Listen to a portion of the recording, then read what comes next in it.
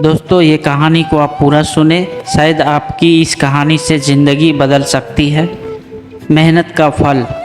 एक गांव में दो मित्र नकुल और सोहन रहते थे।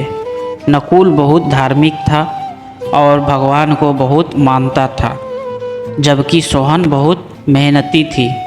एक बार दोनों ने मिलकर 1 बीघा ज़मीन खरीदी, जिससे वह बहुत फसल उगाकर अपना घर बनाना चाहते थे। सोहन तो खेत में बहुत मेहनत करता था, लेकिन नकुल कुछ काम नहीं करता, बल्कि मंदिर में जाकर भगवान से अच्छी फसल के लिए प्रार्थना करता था। इसी तरह समय बीतता गया। कुछ समय बाद खेत की फसल पक कर तैयार हो गई, जिसको दोनों ने बाज़ार ले जाकर बेच दिया और उनको अच्छा पैसा मिला। घर आकर सोहन ने नकुल को कहा कि इस धन का ज़्यादा हिस्सा मुझे मिलेगा, क्योंकि मैंने खेत में ज़्यादा मेहनत की है।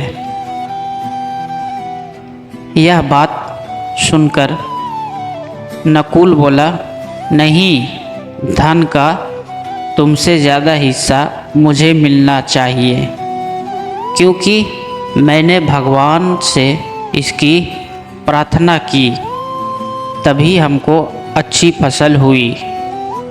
भगवान के बिना कुछ संभव नहीं है। जब वह दोनों इस बात को आपस में नहीं सुलझा सके, तो धन के बंटवारे के लिए दोनों गांव के मुखिया के पास पहुँचे।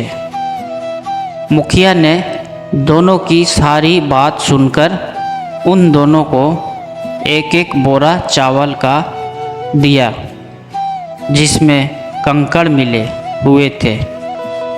मुखिया ने कहा कि कल सुबह तक तुम दोनों को इसमें से चावल और कंकड़ अलग करके लाने हैं, तब मैं निर्णय करूँगा कि इस धन का ज़्यादा हिस्सा किसको मिलना चाहिए। दोनों चावल की बोरी लेकर अपने घर चले गए। सोहन ने रात भर जागकर चावल और कंकड़ को अलग किया, लेकिन नकुल चावल की बोरी को लेकर मंदिर में गया और भगवान से चावल में से कंकड़ अलग करने की प्रार्थना की। अगले दिन सुबह सोहन जितने चावल और कंकड़ अलग कर सका, उसको ले जाकर मुखिया के पास गया, जिसे देखकर मुखिया खुश हुआ। नकुल वैसी की वैसी बोरी को लेकर जाकर मुखिया के पास गया। मुखिया ने नकुल को कहा कि दिखाओ तुमने कितने चावल साफ किए हैं। नकुल ने कहा कि मुझे भगवान पर पूरा भरोसा है कि सारे चावल साफ हो गए होंगे। जब बोरी को खोला गया तो चावल और कंकड़ वैसे के वैसे ही थे। जमींदार ने नकुल को कहा कि भगवान भी तभी सहायता करते हैं जब तुम मेहनत करते हो। जमींदार ने धन का ज़्यादा हिस्सा सोहन को दिया। इसके बाद नकुल भी सोहन की तरह खेत में मेहनत करने लगा और अब की बार उनकी फसल पहले से भी अच्छी हुई। सीख। इस कहानी से हमें यह सीख मिलती है कि हमें कभी भी भगवान के भरोसे नहीं बैठना चाहिए।